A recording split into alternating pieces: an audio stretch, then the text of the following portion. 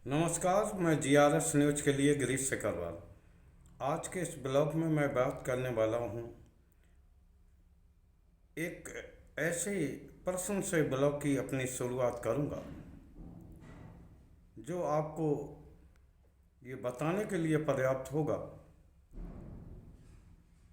कि दिल्ली शराब कांड में केजरीवाल को जेल भेजने के बाद भी जो दबाव विपक्षी दलों के नेताओं पर पड़ना चाहिए वो केजरीवाल के कारण नहीं पड़ पा रहा। इसका एकमात्र कारण ही अरविंद केजरीवाल का वो हट है जो उन्होंने जेल से सरकार चलाने की बात की। वैसे विपक्षी नेता मात्र इस दबाव में ही केंद्र सरकार के आते थे कि अगर केंद्र सरकार ने जेल भेज दिया तो उनकी राजनीति का क्या होगा। लेकिन दिल्ली के मुख्यमंत्री अरविंद केजरीवाल ने ये दिखा दिया कि जेल भेजने के बाद भी उनका विकल्प कितना खुला है कि जेल से बैठकर भी वो न सिर्फ सरकार चला रहे हैं बल्कि पूरे देश के विपक्षियों को ये दिखा भी दिया कि अगर योजनाबद्ध ढंग से काम किया जाए तो ईडी हो चाहे सीबीआई हो, कोई भी उनका कुछ बिगाड़ नहीं सकता। यहाँ तक कि न्यायालय ने भी भारतीय जनता पार्टी को बार बार ये कहा है कि इस्तीफा देने का निर्णय व्यक्तिगत रूप से केजरीवाल का ही होगा। इसमें न्याय, संविधान और न्यायालय कुछ भी नहीं कर सकता। नैतिक आधार पर अगर केजरीवाल चाहें तो इस्तीफा दे सकते हैं, अन्यथा उन्हें मजबूर नहीं किया जा सकता। इसी कारण विपक्षी नेता केंद्र सरकार के सामने नतमस्तक हो जाया करते थे, कुछ ईडी के डर से, कोई सीबीआई के डर से, आईटी के डर से। लेकिन केजरीवाल ने एक नज़ीर पेश कर दी। दूसरी ओर केजरीवाल के इसी निर्णय के कारण अब केंद्र सरकार अब इस कोशिश में लगी है कि किसी न किसी प्रकार, चाहे भले ही दिल्ली में अराजक सरकार का मामला हो, जैसा कि दावा भारतीय जनता पार्टी करती है कि यहाँ पर मुख्यमंत्री के जेल जाने के बाद अराजकता की स्थिति बनी है और उपराज्यपाल विनय सक्सेना के बुलाने के बावजूद भी मंत्री उनसे मिलने नहीं जा रहे। निश्चित तौर पर केंद्र सरकार की दिल्ली की सरकार को हटाने के लिए, यानी कि राष्ट्रपति शासन लगाने के लिए एक पेशबंदी है। लेकिन ये नहीं भूलना चाहिए कि अगर इसका गलत असर पड़ा और राष्ट्रपति शासन लगने के बाद भी अगर आगामी चुनाव में आम आदमी पार्टी ने जीत हासिल की तो केंद्र सरकार की रही सही इज्जत भी धूल धूसरित हो जाएगी, जैसा कि केजरीवाल मामले में हो चुके। अभी विपक्षी दलों में इतना भय था कि वो ईडी का नोटिस मिलते ही शरणम गच्छामी हो जाते थे। लेकिन अब केजरीवाल के जेल जाने के बाद और मुख्यमंत्री बने रहने के कारण अब लोगों में वह भय भी जाता रहा। यहाँ मैं एक फिर से प्रश्न करता हूँ कि जो उपराज्यपाल जो कि ये आरोप लगा रहे हैं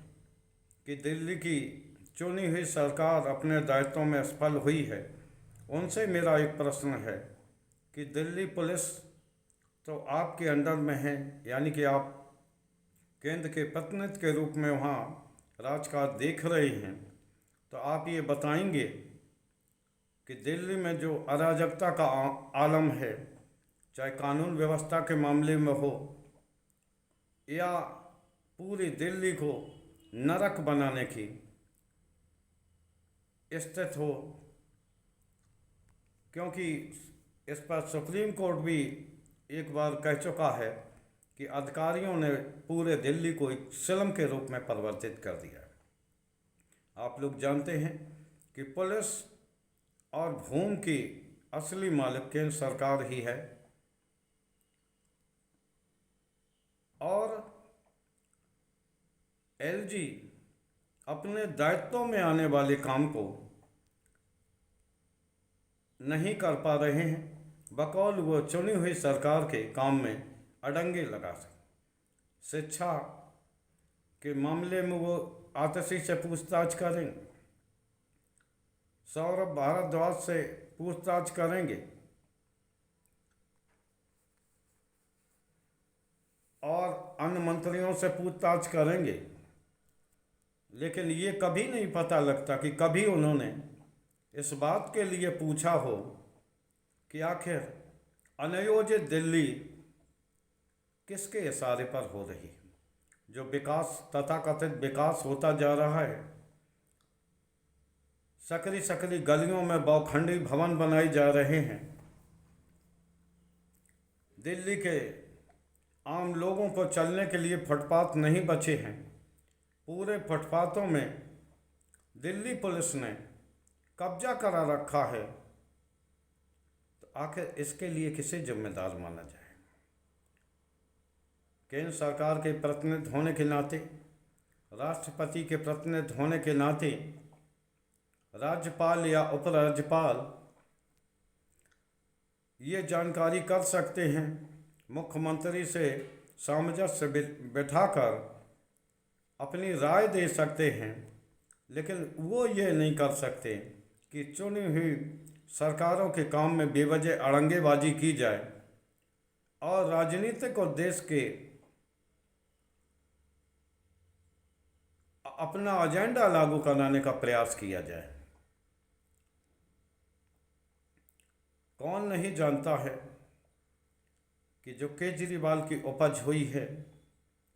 उसके पीछे भाजपा और राष्ट्रीय स्वयंसेवक संघ के कार्यकर्ताओं का हाथ है। याद करिए, अन्ना का वो भ्रष्टाचार के खिलाफ आंदोलन, जिसमें कि सबसे ज़्यादा आरएसएस और भारतीय जनता पार्टी के कार्यकर्ताओं ने उसमें सहयोग किया था। बखूब आम आदमी पार्टी जब तक भारतीय जनता पार्टी को काम आती रही, कांग्रेस के राज्यों में जाकर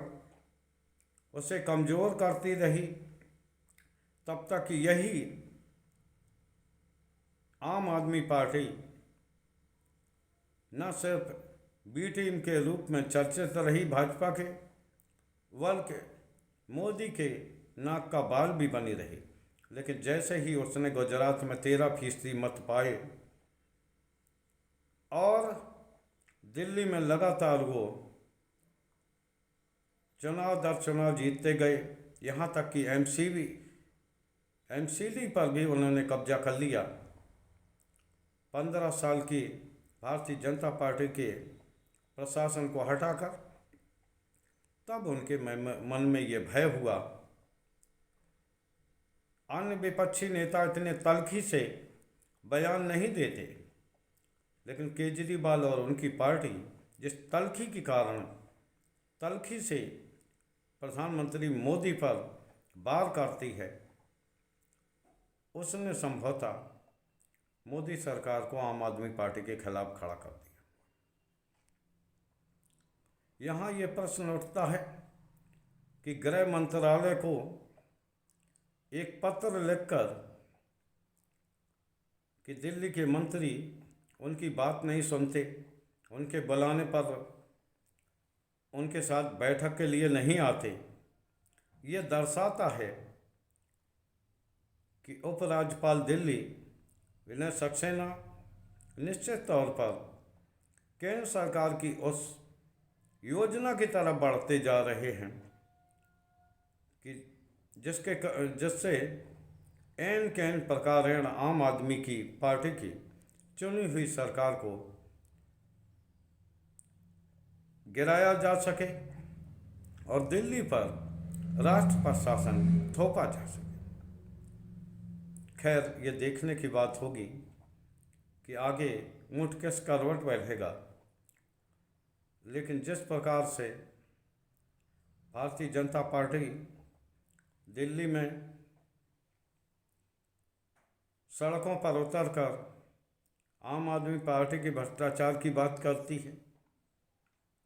शीश महल की बात करती है और अन्य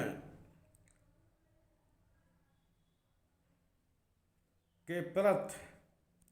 घेर कर उन पर वार करती है, लेकिन वहीं भारतीय जनता पार्टी दिल्ली की कानून व्यवस्था, निरंतर खत्म होते फुटपाथ और अनियोजित विकास को लेकर मौन साध जाती है। आखिर इसका क्या कारण है, ये सवाल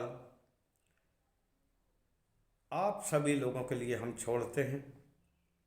लेकिन जिस तरह से आम आदमी पार्टी को हटाने की कवायद केंद्र सरकार कर रही है, एलजी के जरिए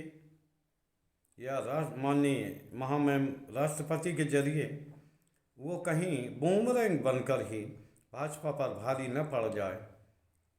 ये भी विचार उनको कर लेना चाहिए। केजरीवाल को हाई कोर्ट से राहत नहीं मिली, हालांकि उन्होंने आशा भी नहीं लगा रखी थी। आम आदमी पार्टी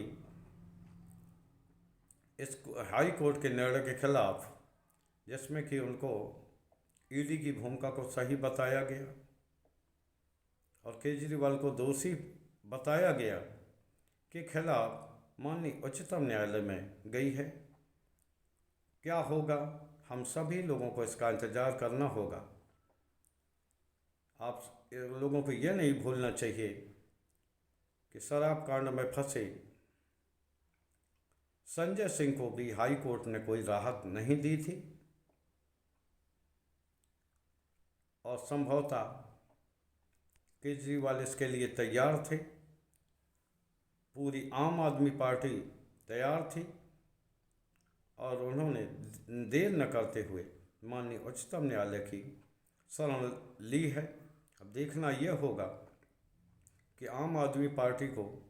कब डिस्टर्ब किया जाएगा, उसकी सरकार को कब छेड़ा जाएगा। क्या भारतीय जनता पार्टी चुनाव के बाद ये निर्णय लेगी या अभी इसी